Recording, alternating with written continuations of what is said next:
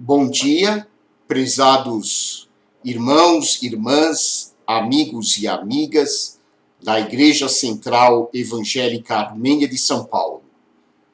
Hoje o título da mensagem é Nossos Deuses de Mentira. E o texto bíblico para a nossa reflexão está no primeiro livro de Reis, capítulo 12, versículos 25 a 33. Assim diz a palavra de Deus. Então Jeroboão fortificou a cidade de Siquém, na região montanhosa de Efraim, e se estabeleceu ali. Mais tarde fortificou Peniel. Jeroboão pensou: se eu não tiver cuidado, o reino voltará à dinastia de Davi. Quando o povo for a Jerusalém para oferecer sacrifícios no templo do Senhor, voltará a ser leal a Roboão, rei de Judá. Eles me matarão e o proclamarão rei deles. Então, seguindo a recomendação de seus conselheiros, o rei fez 2 bezerros de ouro. Disse ao povo: é complicado demais ir a Jerusalém para adorar. Veja, Israel, estes são os deuses que tiraram vocês do Egito. Colocou um dos bezerros em Betel e o outro em Dan, nos 2 extremos de seu reino. Isso se tornou um grande pecado, pois o povo viajava até Dan, ao norte, para adorar o ídolo que ficava ali. Jeroboão também construiu santuários idólatras e designou para serem sacerdotes homens do povo, que não eram da tribo sacerdotal de Levi. Instituiu uma festa religiosa em Betel, no 15º dia do 8º mês, uma imitação da festa celebrada todos os anos em Judá. Ali em Betel, Jeroboão ofereceu sacrifícios aos bezerros que havia feito e designou sacerdotes para os santuários idólatras que havia construído.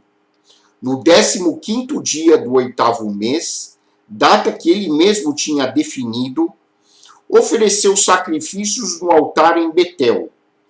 Instituiu desse modo uma festa religiosa para Israel e subiu ao altar para queimar incenso. Oremos. Santo Deus, nosso Pai, nós te agradecemos por esta palavra e pedimos que o teu Santo Espírito esteja iluminando as nossas mentes para podermos compreender a essência da mensagem que tu queres nos transmitir na manhã de hoje. Nós te pedimos também o perdão dos nossos pecados. Reconhecemos que temos muitas vezes falhado na tua presença, seja por pensamentos, seja por intenções, seja por palavras ou atitudes que não são adequadas. Por isso, Pai, pedimos humildemente que tu nos purifiques dos nossos erros e nos perdoes. Te pedimos agradecidos, em nome de nosso Senhor e Salvador Jesus Cristo. Amém. A história das religiões demonstra como os povos, ao longo da história da humanidade, têm desenvolvido um senso de espiritualidade, mostrando que, em sua essência, o ser humano tem necessidade de se conectar com algo que transcende a sua individualidade. Então, quando nós estudamos a história das religiões, nós percebemos como os povos, em diferentes culturas, em diferentes épocas, expressam a sua religiosidade e normalmente mostram a sua ânsia de se conectar com a realidade última de suas vidas através da adoração de deuses. Deuses que foram criados ao longo da sua história, ao longo da sua cultura. Existem dezenas de milhares de divindades criadas ao longo dos séculos, que constituem as diferentes religiões que já existiram e continuam existindo até os dias de hoje. Existem povos que adoram um único Deus e existem povos que adoram múltiplas divindades.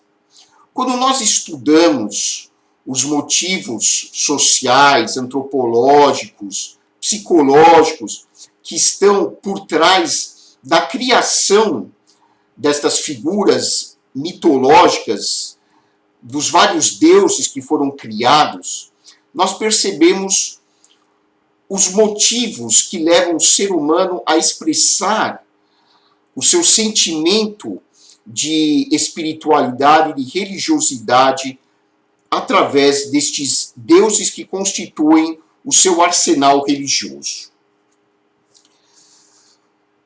Principalmente nas culturas antigas, numa época pré-científica, o ser humano tinha necessidade de explicar os fenômenos da natureza, principalmente o sofrimento. O ser humano sempre teve muita dificuldade em lidar com o sofrimento existencial, em lidar com a realidade da finitude da vida, em lidar com tragédias, com catástrofes que fazem parte do cotidiano da nossa vida. E ao longo da história, principalmente nas culturas mais primitivas, os seres humanos criaram deuses que, de alguma maneira, explicavam os infortúnios que ocorriam no decorrer da vida.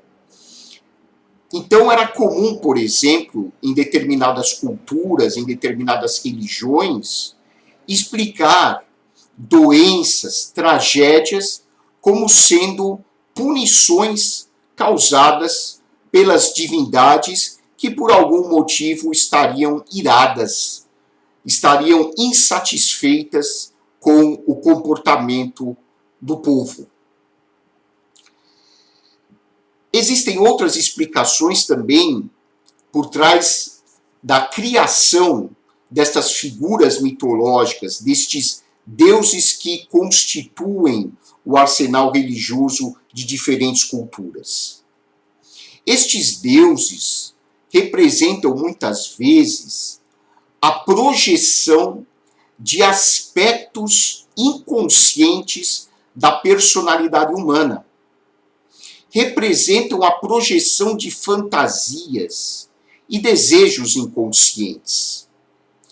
E é impressionante como estes deuses das religiões criadas, fabricadas pelas culturas humanas, são muitas vezes representações de aspectos da nossa essência com os quais nós mesmos temos dificuldade em lidar.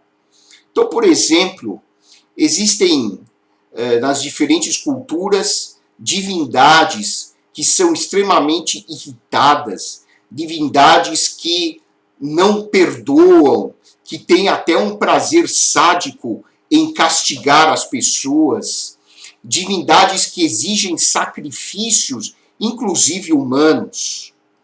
E as pessoas projetando esses aspectos da sua personalidade nestes deuses, de alguma maneira mostram como o ser humano tem, ao mesmo tempo, dificuldade em lidar com a sua própria essência interna e, ao mesmo tempo, tem a necessidade de exteriorizar estes aspectos em ídolos que ele pode, de alguma maneira, manipular. Estes deuses mostram como o ser humano também em sua natureza psicológica, tem a tendência de querer manipular os acontecimentos da vida. O ser humano, por exemplo, através da adoração destes deuses, procurava barganhar com a vida, conquistar favores. E, de alguma maneira, essa mentalidade, por mais primitiva que pareça, perdura até os dias de hoje em diferentes religiões. Então, muitas pessoas, até mesmo no cristianismo, que é uma religião monoteísta, pessoas que têm uma concepção equivocada de Deus, imaginam que precisam barganhar com Deus através de alguns tipos de comportamento para conquistar favores de Deus. Precisam barganhar com Deus para, por exemplo, serem curados de uma doença, ou para conseguirem uma promoção no trabalho. Existem, inclusive, correntes que acreditam que se uma determinada pessoa contribuir financeiramente para uma determinada obra de Deus, ela conseguirá uma promoção, conseguirá conquistar algumas bênçãos da parte de Deus. E não percebem que, agindo desta maneira e crendo desta maneira, de alguma forma elas estão manipulando o próprio Deus. Não há problema em nós pedirmos bênçãos a Deus. O próprio Jesus nos ensinou a orar para Deus a fim de obtermos bênçãos. Nós precisamos ser abençoados. Isso é uma necessidade humana. E é absolutamente saudável do ponto de vista espiritual nós orarmos a Deus pedindo ajuda, pedindo que Deus nos abençoe no trabalho. Mas nós precisamos ter consciência de que nós não podemos manipular Deus. Ele sempre fará aquilo que é da sua vontade. E a vontade de Deus é sempre o melhor para as nossas vidas, porque Deus é movido unicamente pelo amor. Nós não temos como manipular Deus. Pois bem, o professor doutor Zenon Lotufo Júnior, em sua tese de doutorado intitulada Dois Deuses, Dois Cristianismos, mostra como, ao longo da história da própria igreja cristã, muitas pessoas foram influenciadas pela sua cultura de uma maneira negativa. Pessoas que acabaram, por questões de uma educação distorcida, por exemplo, essas pessoas associaram estruturas de um poder dominador, estruturas de uma cultura autoritária, estruturas de um poder violento, cruel, acabaram introjetando essas imagens de violência, de crueldade, e associaram essas imagens à própria imagem de Deus. Então, por exemplo, pessoas que foram criadas em um ambiente familiar, onde elas eram educadas de uma maneira agressiva, de uma maneira cruel, em um ambiente onde não havia amor, essas pessoas passaram a associar a figura da autoridade, no caso os pais, à imagem de Deus. Isso a psicologia mostra realmente como a imagem que as pessoas fazem de Deus tem muito a ver com a imagem que as pessoas têm inconscientemente dos próprios pais. Então, muitas pessoas, em virtude de uma cultura familiar, de uma educação distorcida, muitas pessoas acabaram criando a imagem de um Deus violento, de um Deus cruel, de um Deus que exige atitudes às vezes, fora do nosso controle, para ser apaziguado. Uma forma de religião, então, decorre daí, em que o nosso relacionamento com Deus passa a ser baseado não num relacionamento de graça, mas num relacionamento de troca. E todo relacionamento de troca acaba produzindo efeitos espirituais e psicológicos bastante negativos em nossa personalidade. Às vezes, nós também criamos falsos deuses quando, por exemplo, alimentamos objetivos de vida que passam a se constituir na prioridade absoluta das nossas vidas. E esses objetivos, esses valores, quando ocupam o lugar central das nossas vidas, passam a se constituir em verdadeiros ídolos que nos escravizam.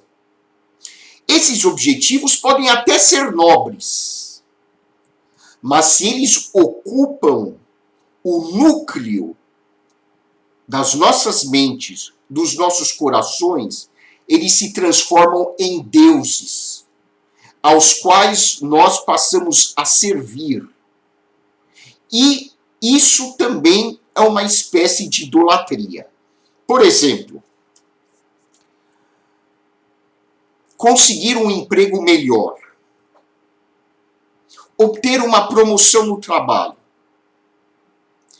fazer uma obra de caridade, criar uma associação, uma organização filantrópica, conseguir uma tese de doutorado. Todos esses objetivos de vida são nobres, são muito bonitos. Porém, se eu passo a viver primariamente em função desses objetivos, eu me torno escravo deles. Em primeiro lugar, nós precisamos, como o próprio Senhor Jesus nos ensinou, buscar o reino de Deus. A nossa prioridade sempre tem que ser servir a Deus. A nossa prioridade sempre tem que ser o nosso relacionamento com o Criador. Todo o resto tem que vir depois. Eu não posso substituir Deus por valores, por outras crenças, por outros objetivos de vida, por mais nobres que eles sejam.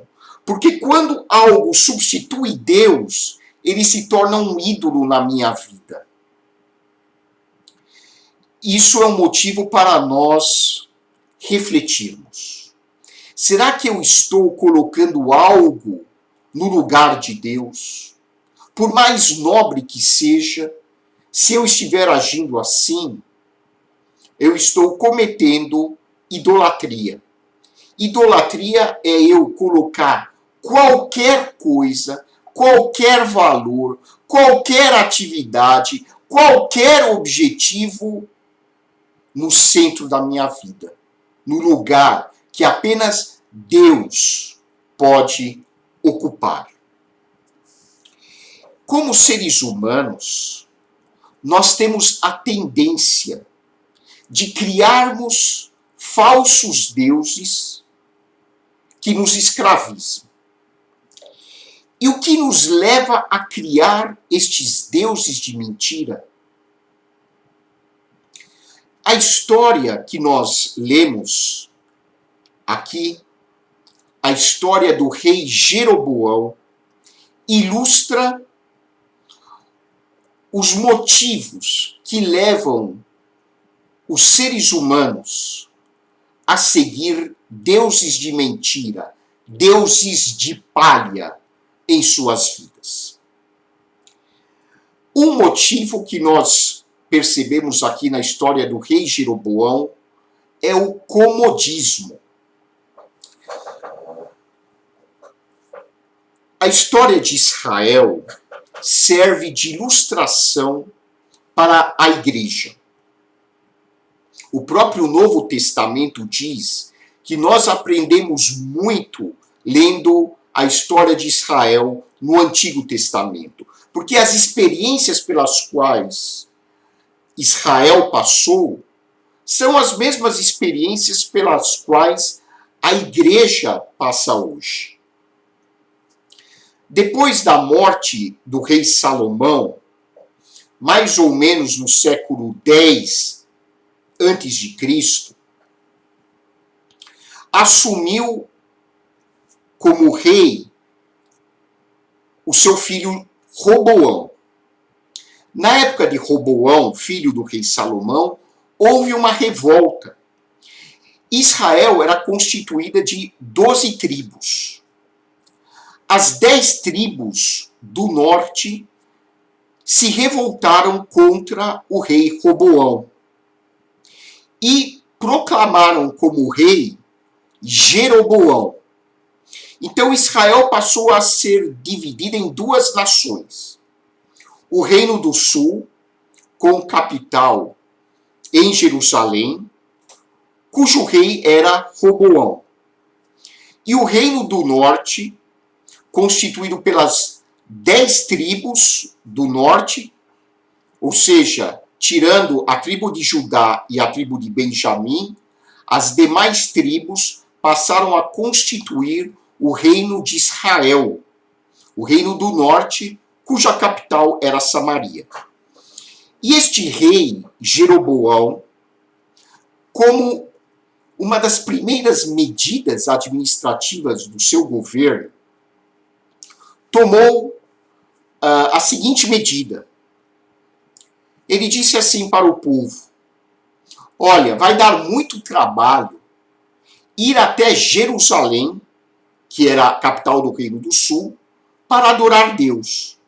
Então vamos fazer o seguinte: ao invés de vocês terem que ir para Jerusalém, vocês fiquem aqui mesmo, no Reino do Norte, e vocês vão adorar 2 bezerros que eu vou construir para vocês. E ele construiu 2 bezerros de metal e colocou estes 2 bezerros em 2 cidades.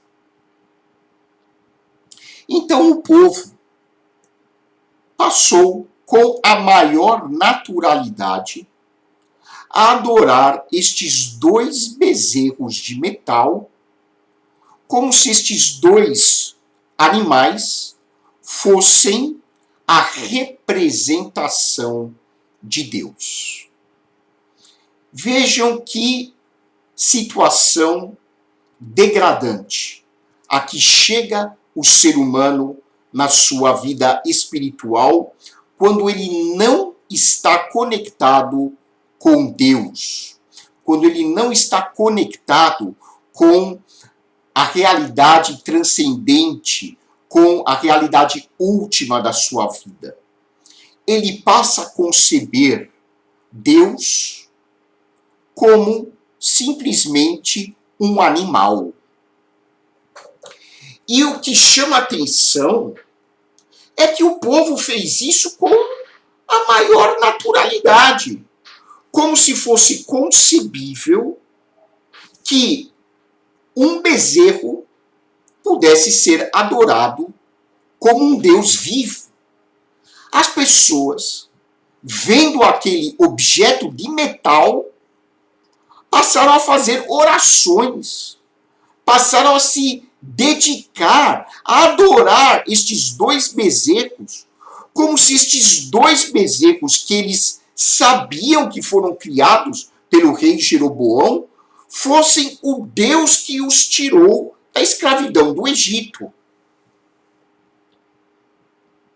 É algo que, do ponto de vista racional, é inimaginável. É algo que chega ao absurdo. Como que uma pessoa pode simplesmente abandonar a sua fé em Deus, porque este povo tinha a sua fé em Deus, e por causa de uma medida governamental, simplesmente passa a cultuar 2 bezerros de metal como se eles fossem o Criador do universo. Uma das respostas é o comodismo. Eles não precisariam mais ir até a cidade de Jerusalém para adorar Deus. Por mais que isso pareça um absurdo, isso pode acontecer com você e comigo. Nós também somos seres humanos. Nós também somos passíveis de errar. O próprio rei Salomão, que foi o rei mais sábio de Israel, de acordo com a Bíblia,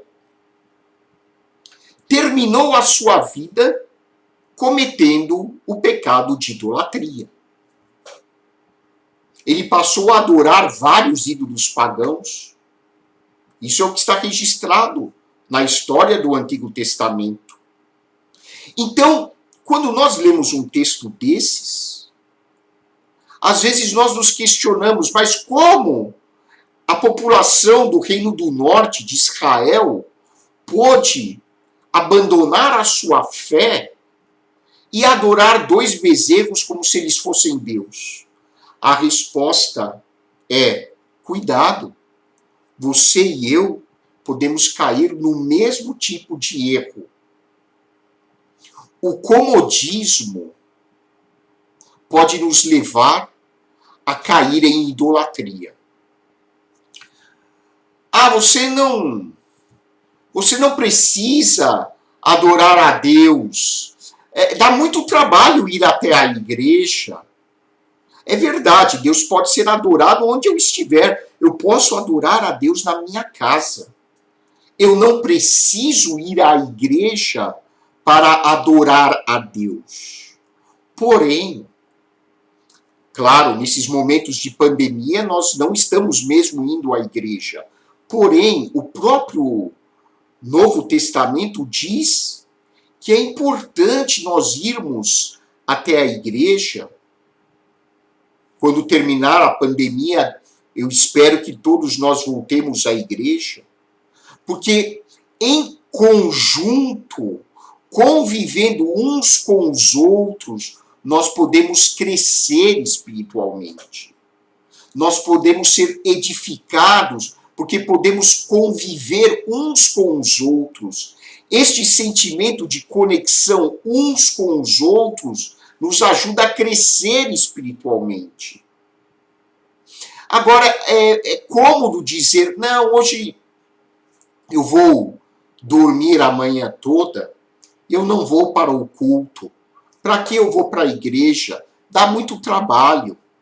E eu substituo Deus por outros ídolos, que não necessariamente serão bezerros de metal, mas pode ser, por exemplo, algo que eu poderia fazer em outro dia da semana, ou em outro momento do próprio domingo, por exemplo, mas eu deixo de ir à igreja para fazer algo que não haveria necessidade de fazer naquele momento. É claro, não há problema se uma vez ou outra você e eu não pudermos ir ao culto, não há problema nenhum. Você quer viajar de vez em quando, não tem problema. A questão é quando isso se torna um hábito e as pessoas continuadamente faltam aos cultos e aparecem excepcionalmente no culto para louvar a Deus. Uma vez ou outra, não comparecer ao culto, não tem problema.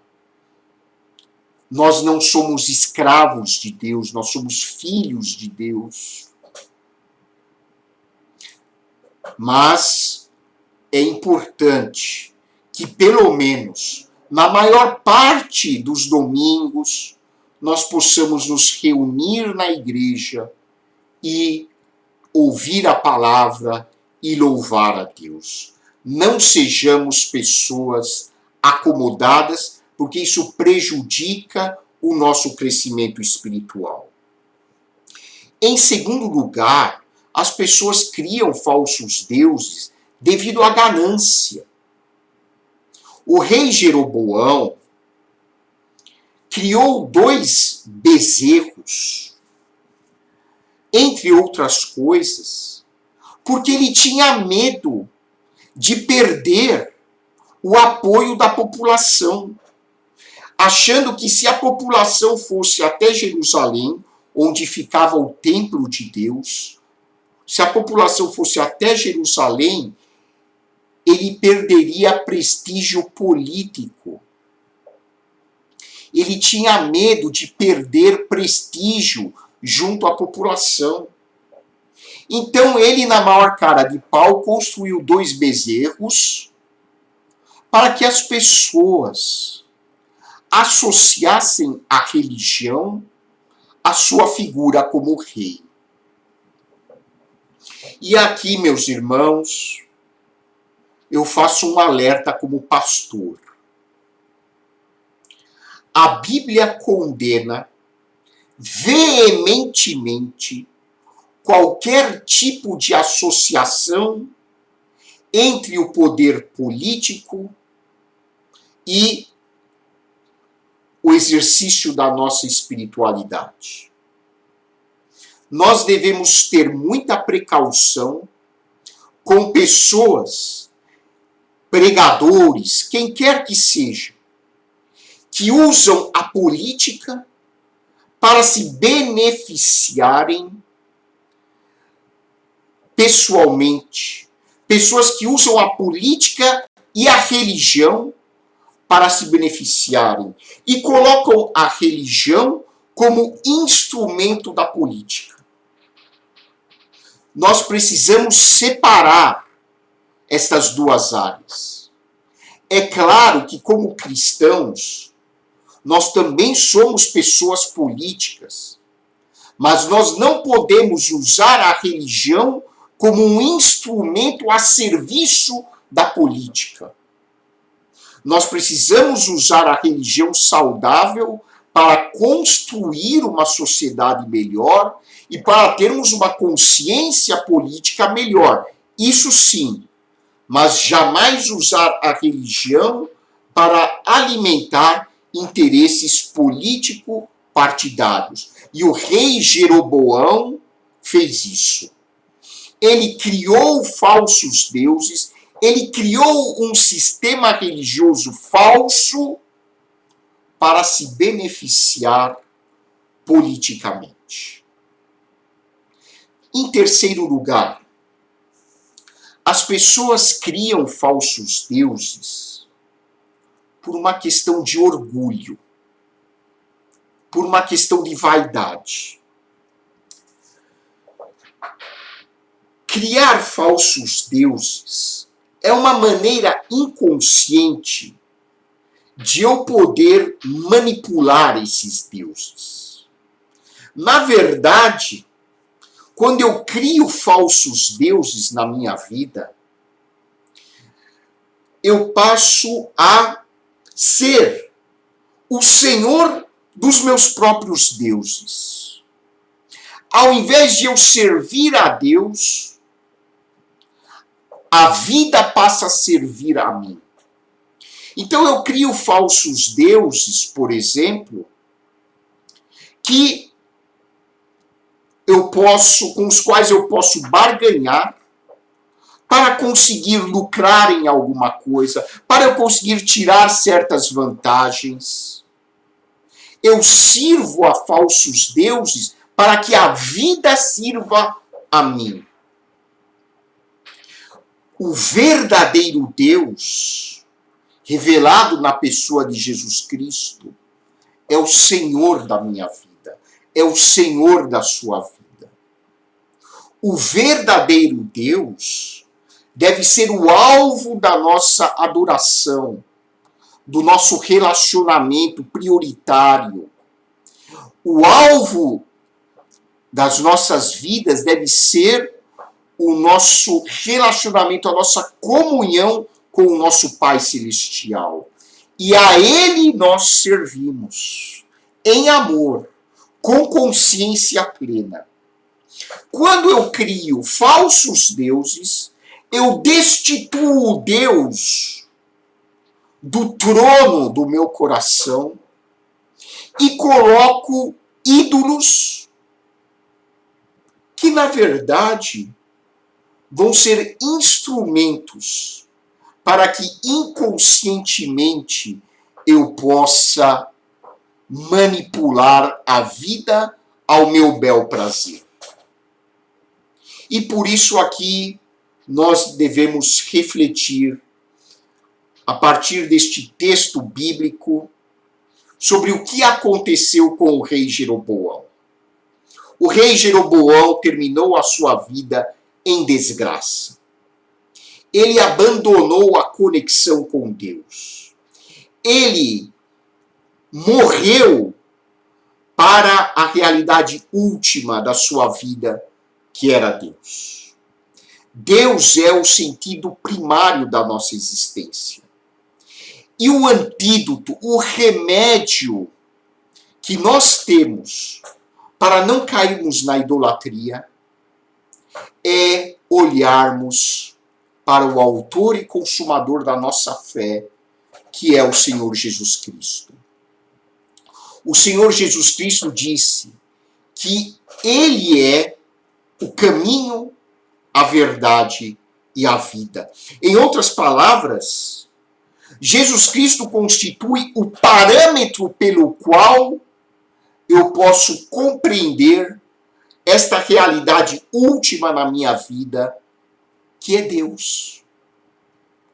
Quando eu vejo Jesus com a sua compaixão pelo próximo, quando eu vejo Jesus agindo com misericórdia, agindo com ternura, agindo com amor, agindo com bondade, agindo de uma maneira abnegada, eu posso compreender que tudo aquilo na minha vida que não estiver em harmonia com essas atitudes de Jesus, tudo aquilo na minha vida que não estiver em harmonia com isso, é um ídolo, em última análise.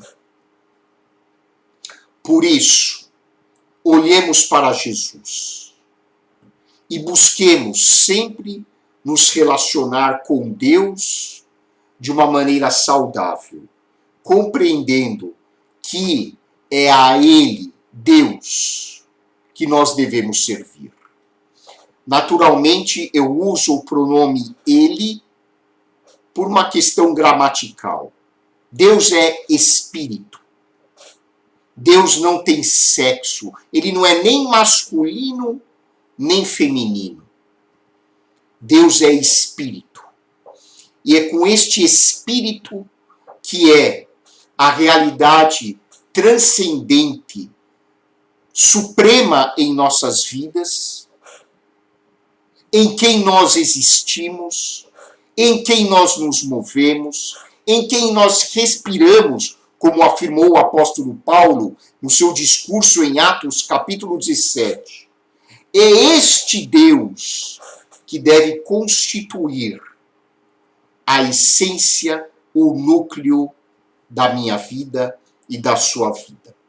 Que Deus o abençoe, que Deus a abençoe ricamente.